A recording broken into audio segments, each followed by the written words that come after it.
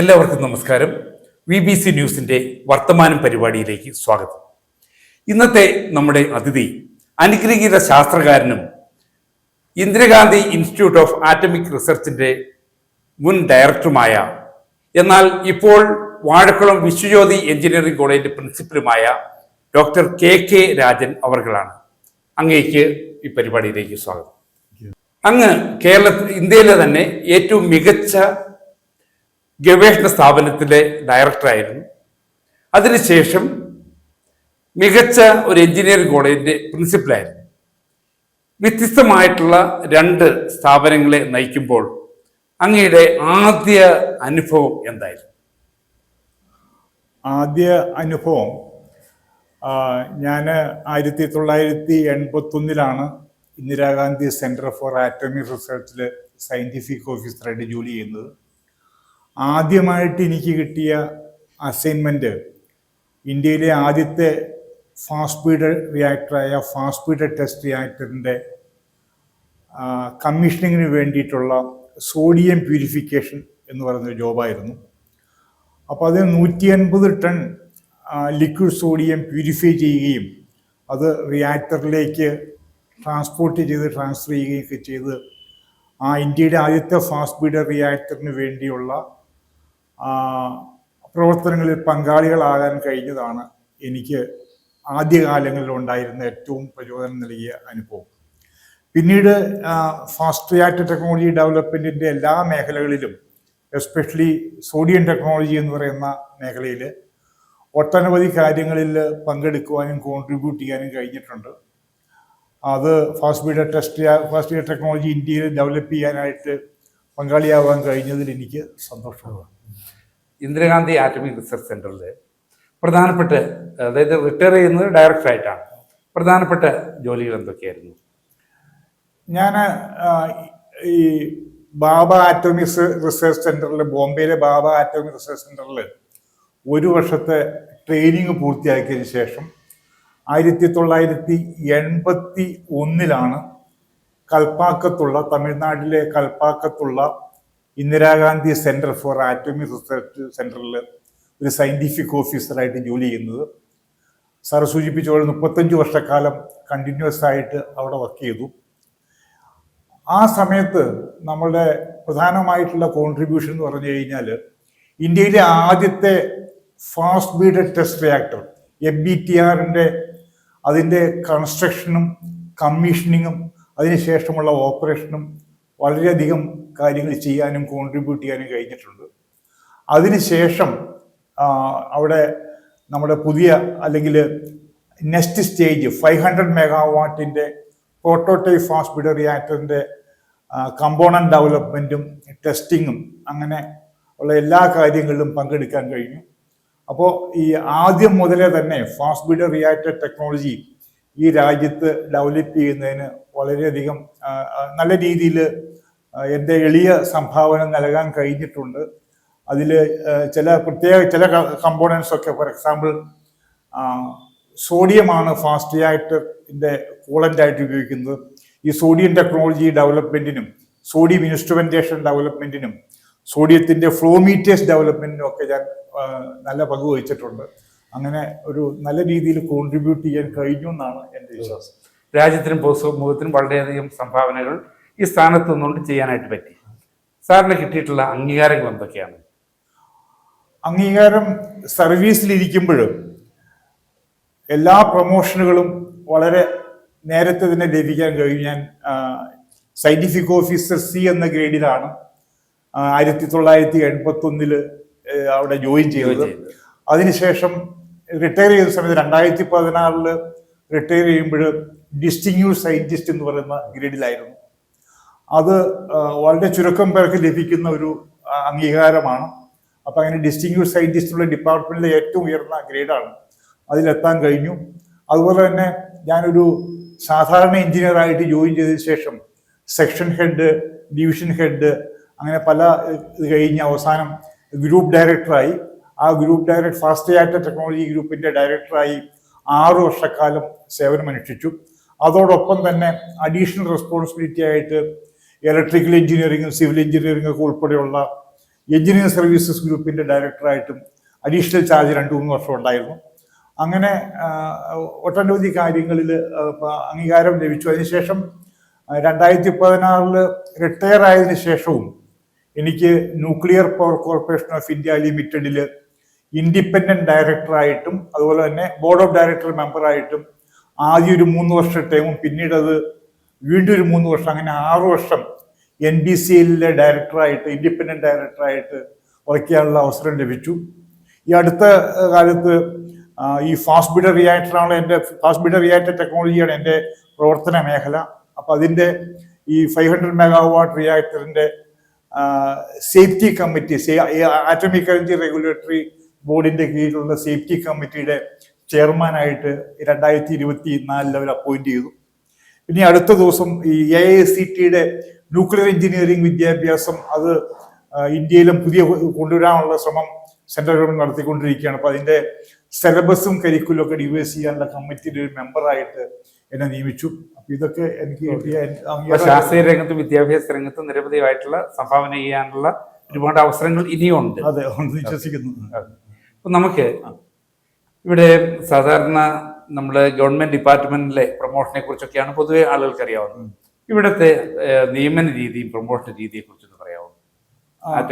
ഏറ്റവും പ്രധാനപ്പെട്ട ഒരു കാര്യം, ഞാൻ 1980 REC കാലിക്കറ്റിൽ നിന്ന് ഇലക്ട്രിക്കൽ എഞ്ചിനീയറിംഗ് ബിരുദം എടുത്തതിന് ശേഷം ബാബ ആറ്റോമിക് റിസർച്ച് സെന്ററിന്റെ ട്രെയിനിങ് സ്കൂളിൽ ജോയിൻ ചെയ്യുന്നത്. ഈ ട്രെയിനിങ് സ്കൂളിൽ ഒരു പ്രത്യേകത, അവിടെ റിസർവേഷൻ ഇല്ല. 2, അവിടുത്തെ സെലക്ഷൻ വേക്കൻസി ബേസ്ഡ് അല്ല. അവിടെ ഒരു പർട്ടിക്കുലർ സ്റ്റാൻഡേർഡ് അല്ലെങ്കിൽ ഒരു ഗ്രേഡ് ലഭിക്കുന്ന എല്ലാവരെയും എടുക്കും.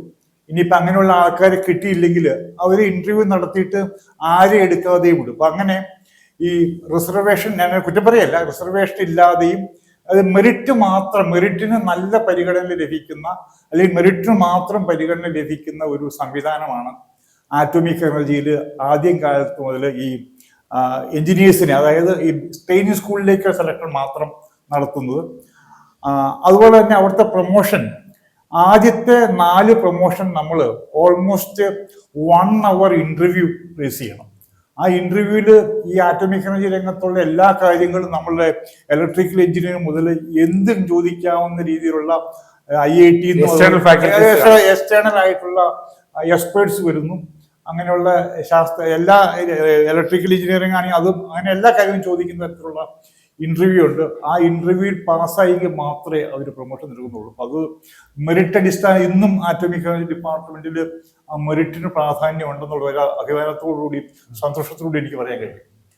നമ്മൾ ഇന്ദിരാഗാന്ധി സെന്ററിൽ വർക്ക് ചെയ്യുമ്പോൾ സാറിന് ഏറ്റവും കൂടുതൽ സംതൃപ്തി കിട്ടിയിട്ടുള്ള അല്ലെങ്കിൽ ഏറ്റവും കൂടുതൽ ജോബ് സാറ്റിസ്ഫാക്ഷൻ കിട്ടിയിട്ടുള്ള ഒരു അനുഭവം പറയുമോ? എനിക്ക് ആദ്യകാലത്ത് ആദ്യത്തെ 10 വർഷം ഞാൻ സൂചിപ്പിച്ച പോലെ ഈ ഫാസ്റ്റ് ബീഡർ ടെസ്റ്റ് റിയാക്ടർ, ഇന്ത്യയിലെ ആദ്യത്തെ ഫാസ്റ്റ് റിയാക്ടറാണ്. ഫാസ്റ്റ് ബീഡർ ടെസ്റ്റ് റിയാക്ടറിന്റെ 150 ടൺ ലിക്വിഡ് സോഡിയമാണ് അതിന്റെ കൂളന്റ് ആയിട്ട് ഉപയോഗിക്കുന്നത്. നമുക്കറിയാം സോഡിയം ഒരു ഹസാർഡസ് ആയിട്ടുള്ള ഒരു കെമിക്കലി റിയാക്റ്റീവ് മെറ്റീരിയലാണ്.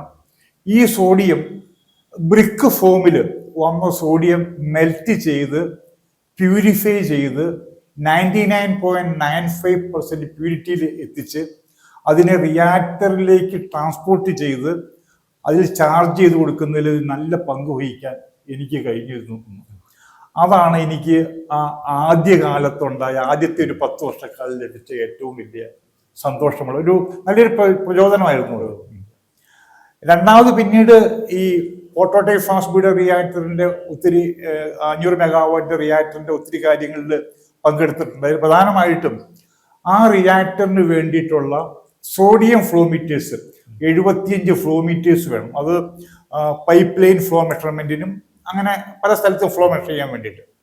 അതെല്ലാം നമുക്ക് സ്വന്തമായിട്ട് എൻ്റെ നേതൃത്വത്തിലുള്ള ടീം, ഞാൻ അതിൽ പങ്കാളിയായിരുന്നു. അപ്പോൾ ഒരു ടീം ഡിസൈൻ ചെയ്ത് ഡെവലപ്പ് ചെയ്ത് മാനുഫാക്ചർ ചെയ്ത് ടെസ്റ്റ് ചെയ്ത് കാലിബ്രേറ്റ് ചെയ്ത് നമ്മൾ റിയാക്ടറിലേക്ക് ഇൻസ്റ്റോൾ ചെയ്യാൻ കൊടുക്കും. അത് ഒത്തിരി അതിൻ്റെ ഫോറിൻ എക്സ്ചേഞ്ച് സേവ് ചെയ്യാനും കഴിഞ്ഞിട്ടുണ്ട്. അതൊരു നല്ല കോൺട്രിബ്യൂഷൻ ആയിട്ട് കഴിഞ്ഞു. ഇതുകൂടാതെ ഫാസ്റ്റ് ബീഡർ 500 മെഗാവാട്ടിന്റെ പ്രോട്ടോടൈപ്പ് ഫാസ്റ്റ് ബീഡർ റിയാക്ടറിലേക്ക് വേണ്ടി എല്ലാ കാര്യങ്ങളിലും തന്നെ ഞാൻ ഡയറക്റ്റ് ആയിട്ടോ ഇൻഡയറക്റ്റ് ആയിട്ടോ ബന്ധപ്പെട്ടിട്ടുണ്ട്.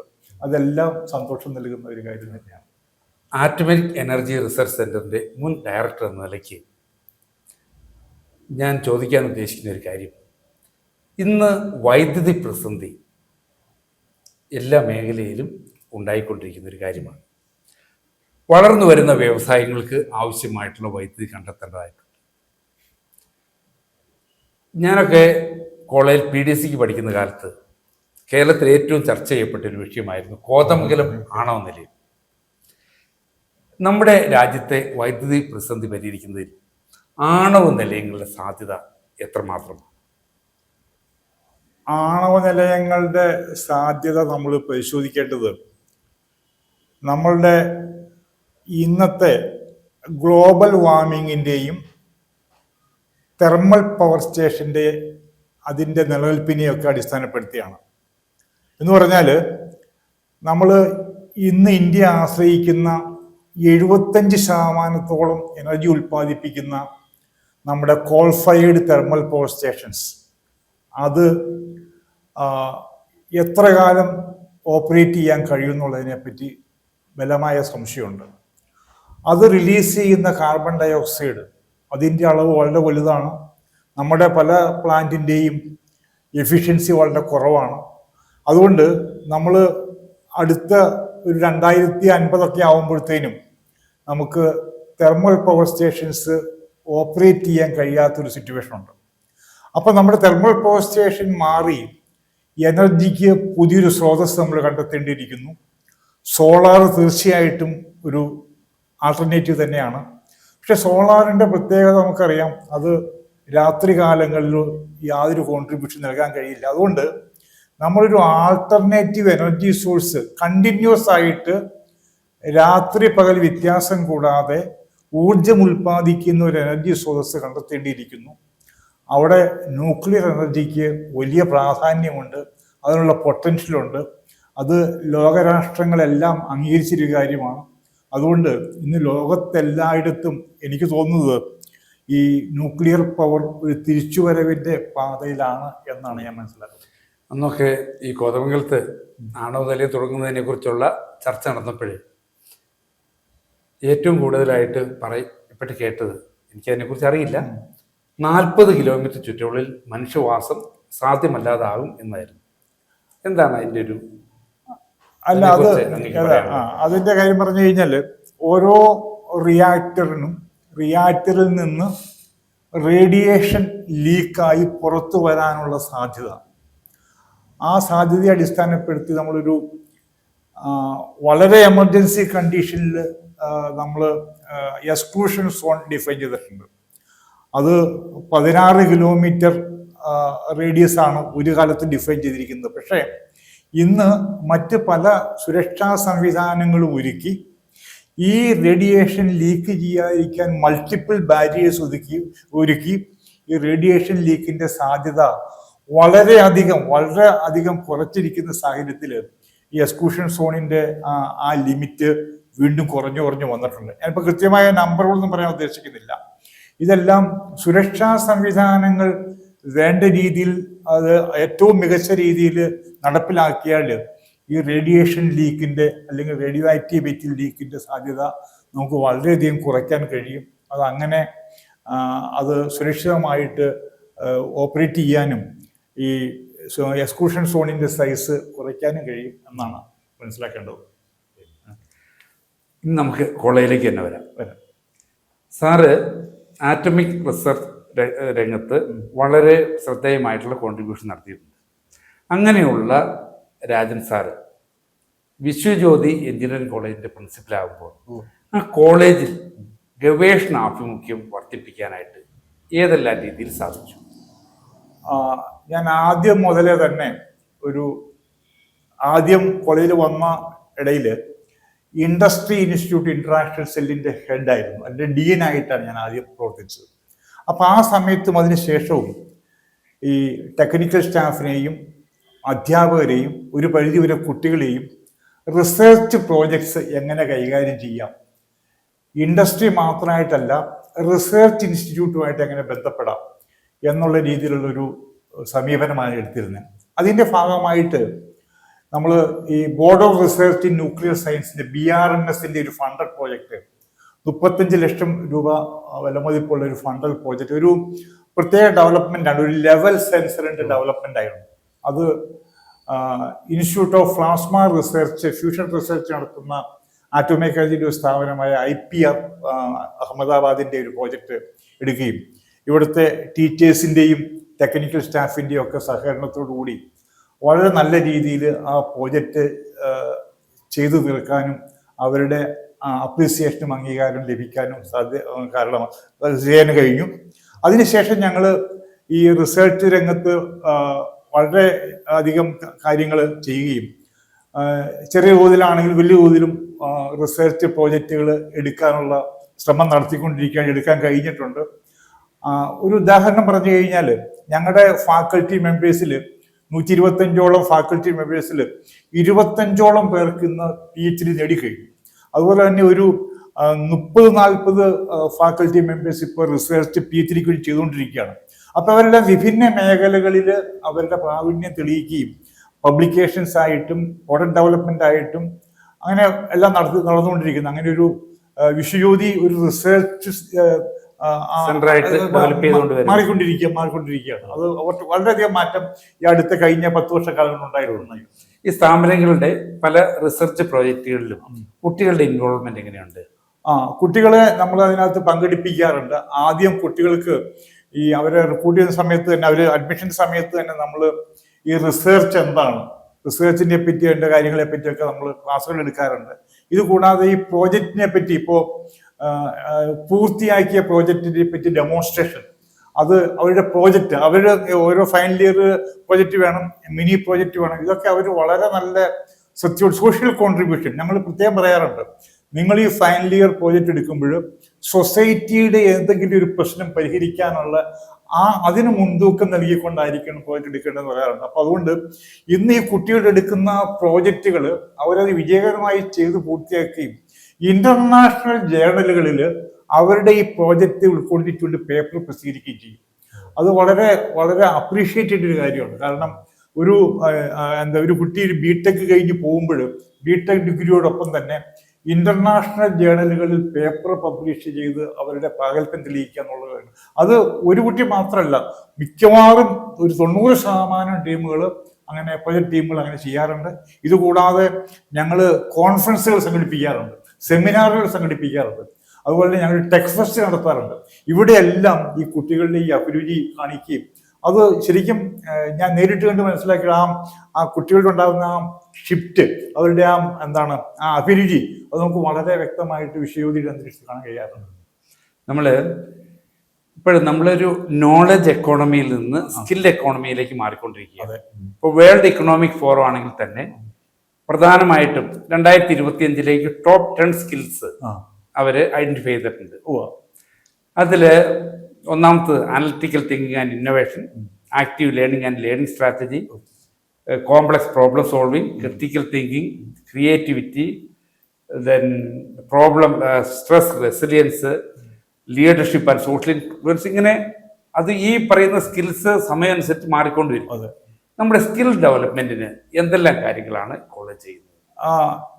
ഇന്നത്തെ സാങ്കേതിക വിദ്യാഭ്യാസം, എസ്പെഷ്യലി വിശ്വജ്യോതിയിലെ സാങ്കേതിക വിദ്യാഭ്യാസം, അത് സ്കില്ലിന് പ്രാധാന്യം, സ്കിൽ ബേസ്ഡ് ആണ്. ഞങ്ങളുടെ KTUവിന്റെ സിലബസ് തന്നെ അങ്ങനെ ഉണ്ട്. അതുകൂടാതെ അഡീഷണൽ ആയിട്ട് കുട്ടികളെ എങ്ങനെ ഇൻഡസ്ട്രി റെഡി ആക്കാം എന്നുള്ളതാണ് ഞങ്ങളുടെ ആദ്യത്തെ ഒരു ഏറ്റവും പ്രയോറിറ്റി. അവർ ജയിക്കണം, അവരുടെ അക്കാഡമിക് പെർഫോമൻസും അവർക്ക് ഡിസ്റ്റിങ്ഷനും ഫസ്റ്റ് ക്ലാസ്സും ഒക്കെ വേണം. അവർ സമയത്ത് കോഴ്സ് പൂർത്തിയാക്കി പുറത്തിറങ്ങണം. അതോടൊപ്പം തന്നെ ഇന്ന് ഇൻഡസ്ട്രിയിൽ എന്താണ് അവർക്ക് ആവശ്യം അത് മനസ്സിലാക്കിക്കൊണ്ട് സ്പെസിഫിക് ട്രെയിനിങ്ങുകൾ, ടെക്നിക്കൽ ടോക്കുകൾ, പിന്നെ അതുപോലെ തന്നെ ഇൻപ്ലാൻ ട്രെയിനിങ്ങുകൾ, ഇൻഡസ്ട്രിയൽ വിസിറ്റ്സ്, അങ്ങനെ കുട്ടി ഒരു ആദ്യത്തെ 2 വർഷം കഴിഞ്ഞാൽ പിന്നെ എങ്ങനെ we can make them fit to the industry. ഞങ്ങളുടെ ഫാക്കൽറ്റിയുടെയും ഞങ്ങളുടെ എല്ലാവരുടെയും ഫോക്കസ് അതാണ്. അതൊരു രണ്ടും കൂടെ കൂടി ഒന്നിച്ച് മുമ്പോട്ട് കൊണ്ടുവരും. അപ്പൊ അതുകൊണ്ടാണ് ഞങ്ങൾക്ക് നല്ല വിജയശതമാനം. ഇന്ന് കേരളത്തിലെ വിജയശതമാനത്തിന്റെ കാര്യത്തിൽ ആദ്യത്തെ 13 കോളേജുകളിൽ ഞങ്ങൾ ഉൾപ്പെടുന്നു. ഓക്കെ, അത് മാത്രമല്ല പ്ലേസ്മെന്റിന്റെ കാര്യത്തിലും ഈ top recruiters TCS, Infosys, Wipro, ഇന്നിപ്പോ CTS, അങ്ങനെ എല്ലാ കമ്പനികളും ക്യാമ്പസ് റിക്രൂട്ട്മെന്റിൽ നല്ല ശതമാനം, ഒരു 90% കുട്ടികൾക്കും ജോലി വാങ്ങിച്ച് കഴിയുന്നു. ജോലി എന്ന് പറഞ്ഞാൽ ക്വാളിറ്റി പ്ലേസ്മെന്റ്, എന്തെങ്കിലും ജോലിയല്ല, അവരാഗ്രഹിക്കുന്ന ജോബ് സാറ്റിസ്ഫാക്ഷൻ നൽകുന്ന പ്ലേസ്മെന്റ് വാങ്ങിക്കൊടുക്കാൻ വിശ്വസിക്ക് കഴിയുന്നു. അത് വലിയൊരു നേട്ടം തന്നെയാണ്. ഇനി നമുക്ക് ഇൻഡസ്ട്രിക്ക് എന്തെങ്കിലും ഒരു ഇഷ്യൂ വന്നാൽ, എന്തെങ്കിലും ഒരു പ്രോബ്ലം സോൾവ് ചെയ്യേണ്ടി വന്നാൽ, ഒരു ടെക്നിക്കൽ പ്രോബ്ലം, അത് കോളേജിനെ അഡ്രസ് ചെയ്യാനുള്ള പ്രത്യേക സംവിധാനങ്ങളുണ്ട്. ഉണ്ട്. നമ്മുടെ ഇപ്പൊ ഇവിടെ സ്റ്റാർട്ട് ചെയ്യാൻ തന്നെ ഈ പല ഞങ്ങളുടെ ഇൻസ്ട്രുമെന്റ്സ് ആൻഡ് എക്യുപ്മെന്റ്സ് ഉള്ള കോളേജിലുള്ളത്. ആദ്യപടിയായിട്ട് അത് ഉപയോഗിച്ച് ഇപ്പോ ഈ ഇൻഡസ്ട്രീസിന് വേണ്ടുള്ള ക്വാളിറ്റി കൺട്രോൾ ടെസ്റ്റുകൾ മുതൽ ഞങ്ങൾ ആരംഭിക്കുകയാണ്. അതുപോലെ ഞാൻ ആദ്യം സൂചിപ്പിച്ച റിസർച്ച് പ്രോജക്റ്റുകൾ, ഈ റിസർച്ച് പ്രോജക്റ്റ് വെച്ചാൽ ഇൻഡസ്ട്രീസിന് ചെയ്യാൻ വയ്യാത്ത കാര്യങ്ങൾ പ്രോജക്റ്റ് ആയിട്ട് ഞങ്ങൾക്ക് തരുന്നു. അങ്ങനെ റിസർച്ച് പ്രോജക്റ്റുകൾ എടുത്തും അവർക്ക് വേണ്ടിയുള്ള മറ്റ് ഈ ടെസ്റ്റുകൾ, മെറ്റീരിയൽ ടെസ്റ്റിംഗ് മുതൽ അവരുടെ പ്രോഡക്റ്റ് ടെസ്റ്റിംഗ് മുതലുള്ള കാര്യങ്ങൾ ചെയ്തുകൊണ്ടും അങ്ങനെ എല്ലാ തരത്തിലും നമ്മൾ അതിനുവേണ്ടിയുള്ള സമീപനമാണ് സ്വീകരിച്ചുകൊണ്ടിരിക്കുന്നത്. ഈ അതുകൂടാതെ ഈ ഞാൻ ആദ്യം സൂചിപ്പിച്ച സോഷ്യൽ സൊസൈറ്റിക്ക് വേണ്ടിയിട്ടുള്ള ഡെവലപ്മെന്റ്, ഈ അടുത്ത കാലത്ത് ഞങ്ങൾ ചില പ്രോഡക്റ്റുകൾ ഡെവലപ്പ് ചെയ്യുണ്ടായി, ഒട്ടനവധി പ്രോഡക്റ്റ് ഡെവലപ്പ് ചെയ്യണ്ടേ. ഒന്ന് ഫോർ എക്സാമ്പിൾ പറഞ്ഞു കഴിഞ്ഞാൽ ഈ കരികിലയും ചപ്പുചവറും ഒക്കെ പൊടിച്ച് വളമാക്കി മാറ്റുന്ന ഒരു സംവിധാനം. അത് വളരെ ഇപ്പൊ കരികിലി ഒന്നും കത്തിക്കാൻ പാടില്ല, അപ്പൊ അതുകൊണ്ട് അങ്ങനെ മാറ്റുന്നത്, അതൊരു മിഷൻ ഉണ്ടാക്കി നമ്മൾ ഡെമോൺസ്ട്രേറ്റ് ചെയ്തു. അതുപോലെ തന്നെ മാർക്കറ്റിൽ എത്തിക്കുന്നുണ്ടോ? അത് അതിന്റെ പ്രോട്ടോടൈപ്പ് നമ്മൾ ഉണ്ടാക്കിയിട്ട് ഇൻഡസ്ട്രിയുമായിട്ട് ടൈപ്പ് ഉണ്ടാക്കാൻ ശ്രമം നടത്തിക്കൊണ്ടിരിക്കുകയാണ്.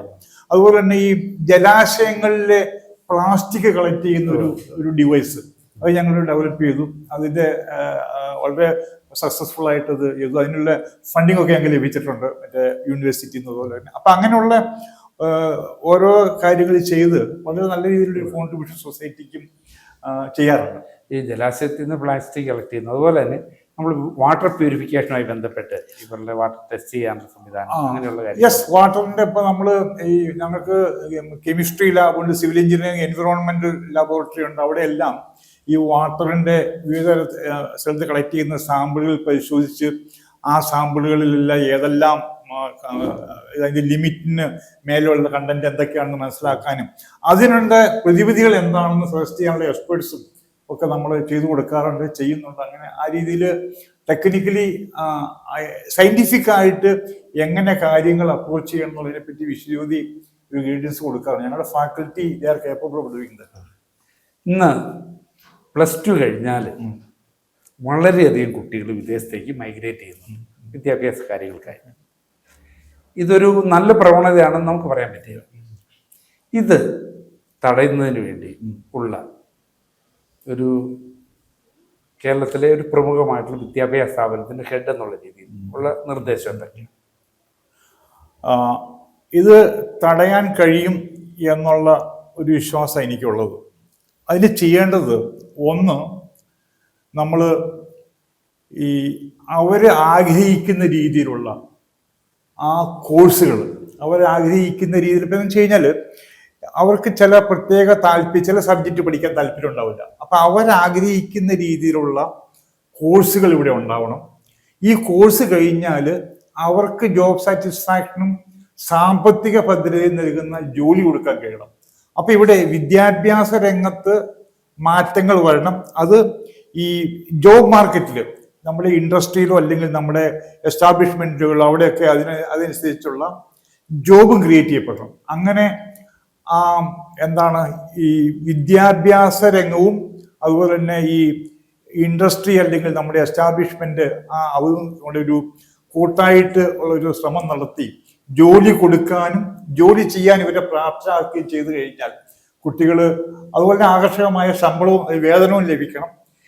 അതുകൂടാതെ തന്നെ നമ്മുടെ ഈ ഇവിടുത്തെ ഇൻഫ്രാസ്ട്രക്ചർ, നമ്മുടെ നാട്ടിലെ ഇൻഫ്രാസ്ട്രക്ചറിലെ ജീവിത സാഹചര്യങ്ങളും അതും വളരെ പ്രധാനപ്പെട്ട ഘടകമാണ്. അവർക്ക് നല്ല രീതിയിൽ നല്ല ട്രാൻസ്പോർട്ട് വേണം, അതുപോലെ നല്ല എൻജോയ്മെന്റ് വേണം, അതല്ല നല്ല റോഡുകൾ വേണം. അപ്പൊ അങ്ങനെ അതൊക്കെ അവർ ആഗ്രഹിക്കുന്നത്. അപ്പോൾ ഈ യൂറോപ്യൻ രാജ്യങ്ങളിലോ അല്ലെങ്കിൽ ഓസ്ട്രേലിയയിലോ അല്ലെങ്കിൽ UK-യിലോ കാനഡയിലോ ഒക്കെ ലഭിക്കുന്ന ആ ജീവിത സാഹചര്യങ്ങൾ എന്താണെന്ന് മനസ്സിലാക്കി അത് അതേപടി പകർത്താൻ പറ്റിയില്ലെങ്കിലും ഏറെക്കുറെ അതിന് താരതമ്യം ചെയ്യാൻ കഴിയുന്ന ഒരു സാഹചര്യം ഇവിടെ ഒരുക്കാൻ നമ്മൾ ഇന്നല്ലെങ്കിൽ നാളെ നമുക്ക് കഴിയണം.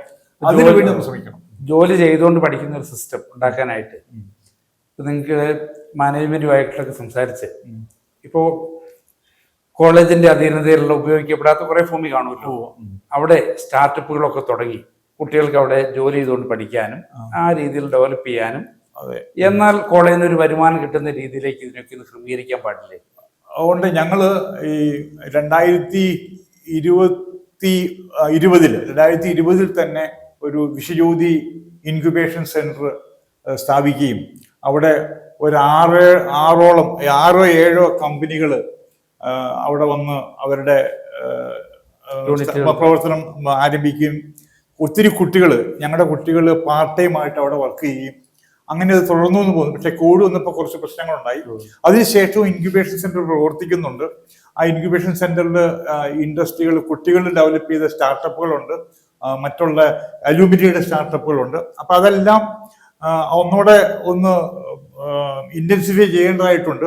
ഞങ്ങൾ ആ ലൈനിൽ തന്നെയാണ് നീങ്ങുന്നത്. അതായത് ഈ കുട്ടികൾക്ക് എന്താണ് അവരുടെ 4:30 അല്ലെങ്കിൽ 4:15 ക്ലാസ് കഴിഞ്ഞു കഴിഞ്ഞാൽ അവരുടെ സമയം ഫലപ്രദമായിട്ട് വിനിയോഗിക്കാൻ ഉള്ളൊരു സാധ്യത കോളേജ് ക്യാമ്പസ് തന്നെ ഉണ്ടാക്കുക, അതുകൊണ്ട് വരുമാനം കണ്ടെത്തുക, കോളേജിനും അതിൻ്റെതായ ഒരു ബെനിഫിറ്റ് കിട്ടുക. ആ രീതിയിൽ തന്നെയാണ് വിശ്വജ്യോതി പ്ലാൻ ചെയ്തുകൊണ്ടിരിക്കുന്നത്. ഈ വിദേശ കമ്പനികളുടെ ക്യാമ്പസ് റിക്രൂട്ട്മെന്റ് അവിടെ നടക്കാറുണ്ടോ?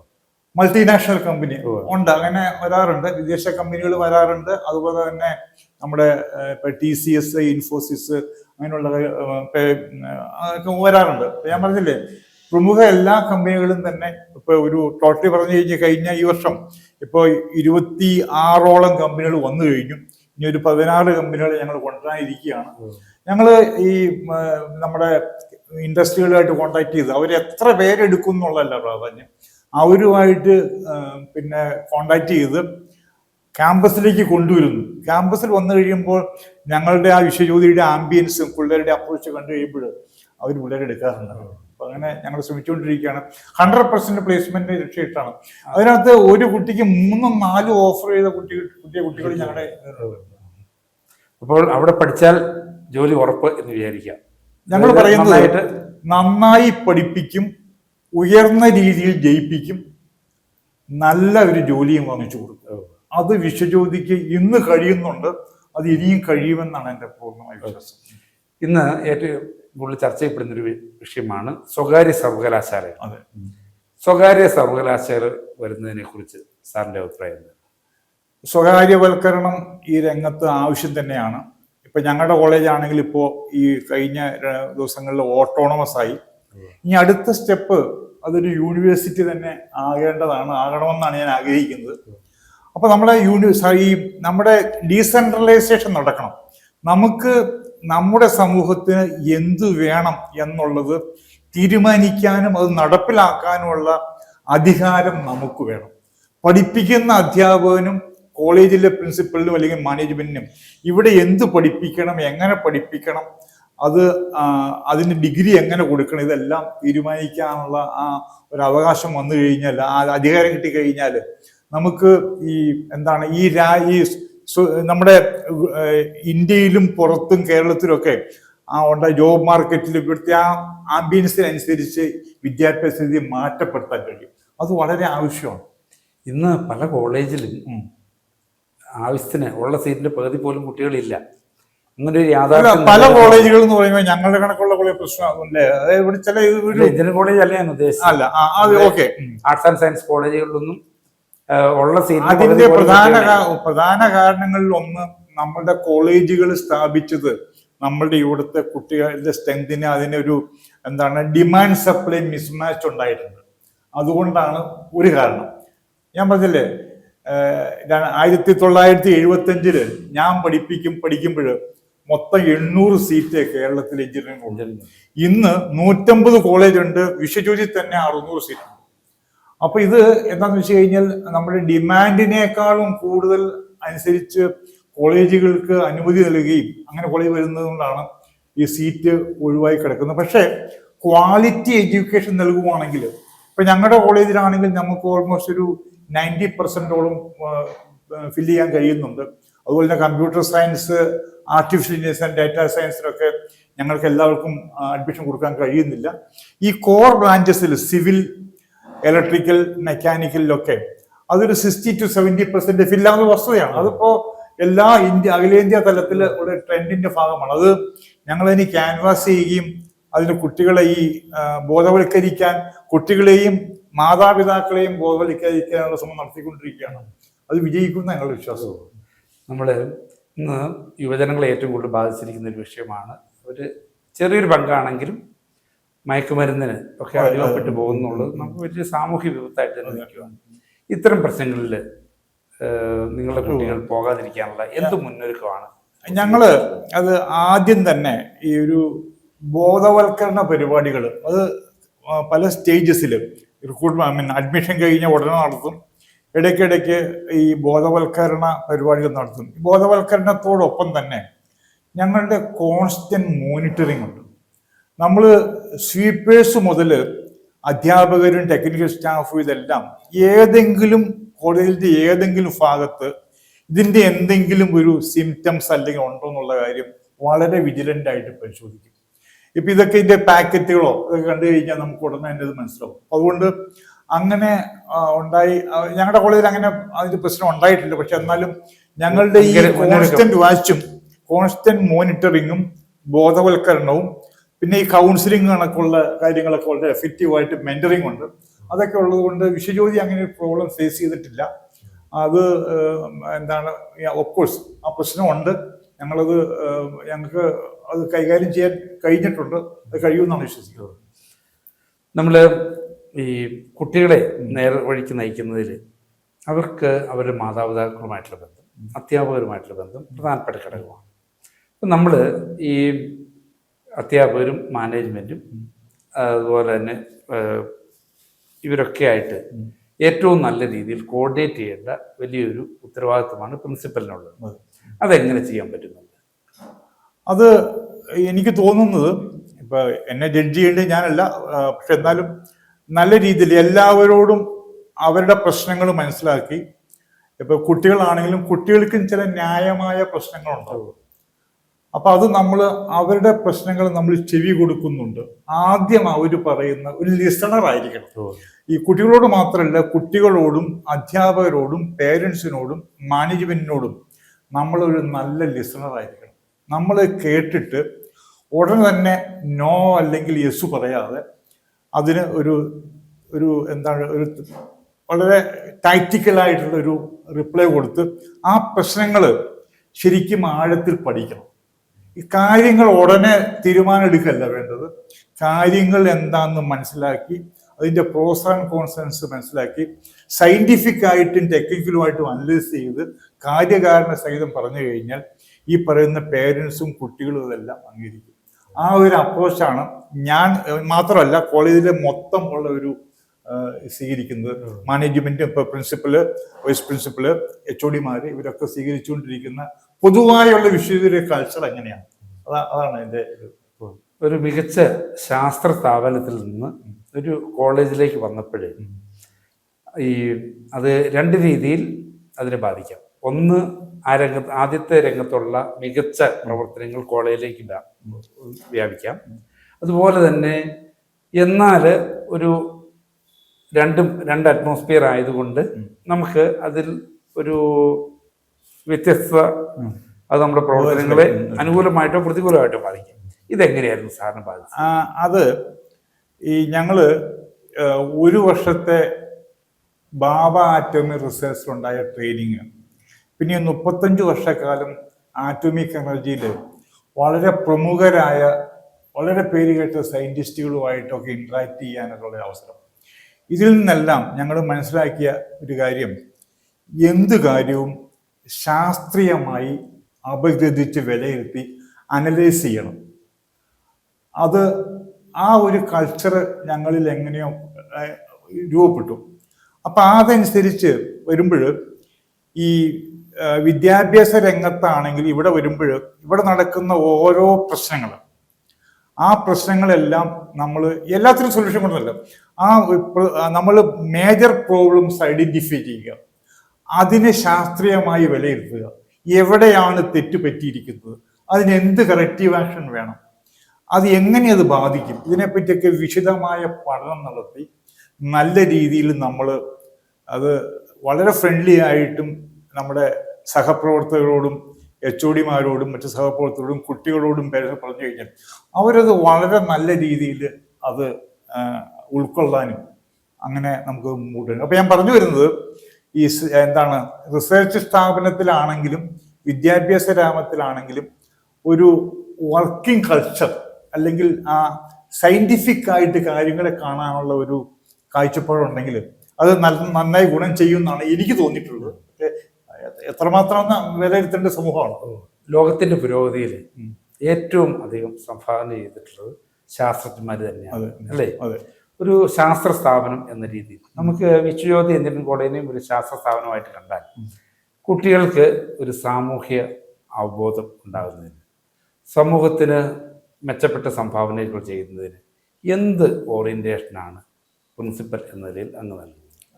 പ്രിൻസിപ്പൽ എന്ന നിലയിൽ മാത്രമല്ല, വിശ്വജ്യോതി കോളേജിന്റെ മാനേജ്മെന്റ് അല്ലെങ്കിൽ വിശ്വജ്യോതി കോളേജിന്റെ എല്ലാ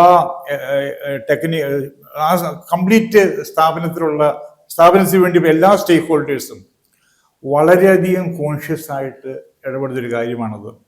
ഞങ്ങളുടെ ഈ പാഠ്യേതര പരിപാടികൾ, ഫോർ എക്സാമ്പിൾ ഇന്നിപ്പോൾ NSSന്റെ വർക്ക്, പ്രൊഫഷണൽ 12ഓളം പ്രൊഫഷണൽ ബോഡീസ് വർക്ക് ചെയ്യുന്നുണ്ട്. അങ്ങനെ ഇന്റർനാഷണൽ ലെവലിലുള്ള പ്രൊഫഷണൽ ബോഡീസ് ഉണ്ട്, യുണൈറ്റഡ് നേഷൻസ് അക്കാഡമിക് ഇമ്പാക്ട് കണക്കുള്ള ഇതുണ്ട്, ഗ്ലോബൽ സിറ്റിസൺഷിപ്പ്, അങ്ങനെ വളരെയധികം ഈ പാഠ്യേതര വിഷയങ്ങളിലുള്ള ആ ഫോക്കസ് ഇവരെ കുട്ടികളെയൊക്കെ ഒരു ഇന്റർനാഷണൽ സിറ്റിസൺ ലെവലിലേക്ക് കൊണ്ടുവരാനും ആ രീതിയിൽ വാർത്തെടുക്കാനും കഴിയും. അത് കോളേജിലെ ആരംഭം മുതൽ തന്നെയുള്ള ഞങ്ങളുടെ വിഷൻ ആൻഡ് മിഷനിലുള്ള ഒരു കാര്യമാണ്. അത് നടപ്പിലാക്കാൻ ഈ വിശ്വജ്യോതി കോളേജിന്റെ മാനേജ്മെന്റിന് കഴിഞ്ഞ 25 കൊല്ലക്കാലം കഴിഞ്ഞിട്ടുണ്ട്. അതാണ് കോളേജിന്റെ വിജയത്തിൽ പ്രധാന കാരണം. നമ്മുടെ കോളേജിന്റെ മിഷൻ സ്റ്റേറ്റ്മെന്റ് എന്താണ്? ഒറ്റ വാക്കിൽ അല്ലെ ഒരു വാചകത്തിൽ കോളേജിന്റെ മോൾഡിംഗ് എഞ്ചിനീയേഴ്സ് പ്രൊഫഷണൽസ് വിത്ത് പാർ എക്സലൻസ്. അപ്പൊ നമ്മുടെ മിഷൻ സ്റ്റേറ്റ്മെന്റിന് അനുസൃതമായിട്ട് തന്നെ കോളേജ് പ്രവർത്തിക്കുന്നു. ആ രീതിയിലുള്ള മികവോടുകൂടി തന്നെയാണ് മുന്നോട്ട് പോകുന്നത് എന്ന് നമുക്ക് വിചാരിക്കാം. ഇനി സാറിന്റെ വിദ്യാഭ്യാസ കാര്യങ്ങൾ, സാറ് പഠിച്ചതും അതുപോലെ തന്നെ എൻ്റെ വീട് ആലപ്പുഴ എന്ന് പറയുന്ന സ്ഥലത്താണ് ഞാൻ ജനിച്ചു വളർന്നത്. സ്കൂൾ വിദ്യാഭ്യാസം എല്ലാം ആലപ്പുഴയിലുള്ള സെന്റ് ജോസഫ് ഹൈസ്കൂളും സെന്റ് മേരീസ് ഹൈസ്കൂളിലായിട്ടായിരുന്നു. അന്ന് പ്രീ ഡിഗ്രി ഉള്ള കാലഘട്ടത്താണ്. അപ്പൊ ഞാൻ 73-75 2 വർഷക്കാലം മൂവാറ്റുപുഴ നിർമ്മല കോളേജില് പ്രീ ഡിഗ്രിക്ക് ഫസ്റ്റ് ഗ്രൂപ്പ് എടുത്ത് പഠിച്ചു. പ്രീ ഡിഗ്രി പൂർത്തിയായതിനു ശേഷം അന്ന് REC കാലിക്കറ്റ് എഞ്ചിനീയറിംഗ് കോളേജിൽ, ഇന്നത്തെ NIT, 1975 1975 അവിടെ ഇലക്ട്രിക്കൽ എഞ്ചിനീയറിംഗ് എടുത്ത് ജോയിൻ ചെയ്തു. അന്ന് 4 വർഷത്തെ കോഴ്സ്, ഈ സമരങ്ങളൊക്കെ ഉള്ളതുകൊണ്ട് 5 വർഷത്തെ തീരുമായിരുന്നുള്ളൂ. 1980 കോഴ്സ് പൂർത്തിയാക്കിയത്. കോഴ്സ് പൂർത്തിയാക്കി 1980 ആഗസ്റ്റ് 28 ഞാൻ BRCയിൽ എനിക്ക് സെലക്ഷൻ കിട്ടി. അങ്ങനെ BRC ട്രെയിനിങ് സ്കൂൾ, അവിടെ എല്ലാ വർഷവും ഇങ്ങനെ എഞ്ചിനീയേഴ്സ് എടുക്കുന്ന സ്ഥാപനമാണത്. അപ്പോഴവിടെ സെലക്ഷൻ കിട്ടി. 1 വർഷത്തെ BRCയിലെ ട്രെയിനിങ്, ശരിക്കും പറഞ്ഞാൽ 4 വർഷം ഈ എഞ്ചിനീയറിങ്ങിന് പഠിക്കുന്നതിനേക്കാളും കൂടുതൽ കാര്യങ്ങൾ ഈ 1 വർഷത്തെ ട്രെയിനിങ്ങിൽ BRCയിൽ പഠിപ്പിച്ചു. വളരെ കോൺഫിഡൻ്റ് ആയിട്ട് സയൻസ് ആൻഡ് ടെക്നോളജി എന്താണെന്നും അത് എങ്ങനെ അതിനെ നമ്മൾ ഉപയോഗിക്കണം എന്നുള്ള കാര്യത്തെ പറ്റിയൊക്കെ നല്ലൊരു ദിശാബോധം തന്നത് ഈ BRC ട്രെയിനിങ് സ്കൂളാണ്.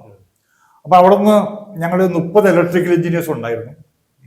സാമാന്യം മെച്ചപ്പെട്ട ഒരു റാങ്ക് എനിക്ക് ഉണ്ടായിരുന്നുകൊണ്ട് ഞാനൊന്ന് ചോദിച്ചതനുസരിച്ചാണ് എനിക്ക് Indira Gandhi centre for atomic റിസർച്ചിലേക്ക് posting കിട്ടിയത്. അവിടെ വന്നതിന് ശേഷം ഞങ്ങൾക്ക് എൻ്റെ റിസർച്ച് ബാക്ക്ഗ്രൗണ്ടും അതുപോലെ തന്നെ പബ്ലിക്കേഷൻസും ഒക്കെ പരിഗണിച്ചുകൊണ്ട് ഞങ്ങളുടേതായ യൂണിവേഴ്സിറ്റി ഉണ്ട്, ഹോമി ബാബ നാഷണൽ ഇൻസ്റ്റിറ്റ്യൂട്ട്, ബോംബെസ്ക്ക് എതിരായിട്ടുള്ള. അവര് ഡയറക്റ്റ് ആയിട്ട് ഈ BTech കഴിഞ്ഞിട്ട് MTech ഇല്ലാതെ തന്നെ നമ്മുടെ നോക്കിയിട്ട് PhD രജിസ്റ്റർ ചെയ്യാൻ സമ്മതിച്ചു. അങ്ങനെ PhD രജിസ്റ്റർ ചെയ്ത് ഞാൻ ഫാസ്റ്റ് തിയേറ്റർ ഇൻസ്ട്രുമെന്റേഷനിലെ മാഗ്നറ്റിക് ഫ്ലോമീറ്റേഴ്സിന്റെ ഡെവലപ്മെന്റ് ആയിരുന്നു എൻ്റെ പ്രോജക്റ്റ്, എൻ്റെ തീസിസ്. അതിന് 3-4 പബ്ലിക്കേഷൻസ് ഒക്കെ ഉണ്ടായിരുന്നു. അങ്ങനെ വെച്ച് നമുക്ക് PhD ലഭിച്ചു. അങ്ങനെയൊക്കെ ആയിരുന്നു എൻ്റെ വിദ്യാഭ്യാസ കാര്യങ്ങൾ. നാഗ സാറിന് എത്ര പബ്ലിക്കേഷൻസ് ഉണ്ട്? 140ഓളം പബ്ലിക്കേഷൻസ് ഉണ്ട്. ഈ വിശ്വജ്യോതി വന്നതിന് ശേഷവും ഒരു 3-4 പബ്ലിക്കേഷൻസ്. പുസ്തകങ്ങളായിട്ടുണ്ട്. ചാപ്റ്ററുകളൊക്കെ ചില കോൺഫറൻസ് പ്രൊസീഡിങ്സിലൊക്കെ ഉള്ളതല്ലാതെ എക്സ്ക്ലൂസീവ്ലി ഒരു ബുക്ക് അങ്ങനെ ഇല്ല. സാറിന്റെ കുടുംബം? എൻ്റെ വൈഫ് ഇലക്ട്രിക്കൽ എഞ്ചിനീയറാണ്. അവര് ചെന്നൈയിലായിരുന്നപ്പോൾ ഹിന്ദുസ്ഥാൻ യൂണിവേഴ്സിറ്റിയിലെ പ്രൊഫസറായിരുന്നു. റിട്ടയർ ചെയ്ത് കഴിഞ്ഞ് ഞങ്ങൾ രണ്ടുപേരും ഈ വിശ്വജ്യോതിയിലേക്ക് വരികയുണ്ടായി 2016. വൈഫ് ഇലക്ട്രിക്കൽ ഡിപ്പാർട്ട്മെന്റിന്റെ HOD ആയിരുന്നു വിശ്വജ്യോതിയിൽ. ഇപ്പോൾ റിട്ടയർ ചെയ്തു. ഇപ്പോൾ വീട്ടിൽ ആണ്. ഒരു മോളാണുള്ളത്. മോള് വിശ്വജ്യോതിയിൽ തന്നെ സ്റ്റുഡൻ്റ് ആണ്. ഇപ്പോൾ ഫൈനൽ ഇയർ കഴിഞ്ഞ് ഇപ്പോൾ ഈ മാർച്ചിൽ ക്ലാസ് തീർന്നു. ഒരു പ്ലേസ്മെന്റ് കിട്ടിയിട്ടുണ്ട്. ശാസ്ത്രരംഗത്ത് നിർണായകമായി സംഭാവന ചെയ്ത ഡോക്ടർ KK രാജൻ സാറ് ഇന്ന് പ്രശസ്തമായ വാഴക്കുളം വിശ്വജ്യോതി എഞ്ചിനീയറിംഗ് കോളേജിൻ്റെ പ്രിൻസിപ്പലാണ്. വളരെ അദ്ദേഹത്തിൻ്റെ അനുഭവജ്ഞാനം ഏറ്റവും നല്ല രീതിയിൽ അധ്യാപകരിലേക്കും കുട്ടികളിലേക്കും പകർന്ന് നൽകുന്നതിൽ വൻ വിജയമാണ്. സാറിന് കൂടുതൽ ഗുണപരമായി സമൂഹത്തിന് നന്മ നൽകിക്കൊണ്ട് ഏറ്റവും മികച്ച രീതിയിലേക്ക് കോളേജിനെ ഉയർത്താനായിട്ട് കഴിയട്ടെ എന്ന് ആശംസിക്കുന്നു. ഏറെ നന്ദി. താങ്ക്സ്. Thank you.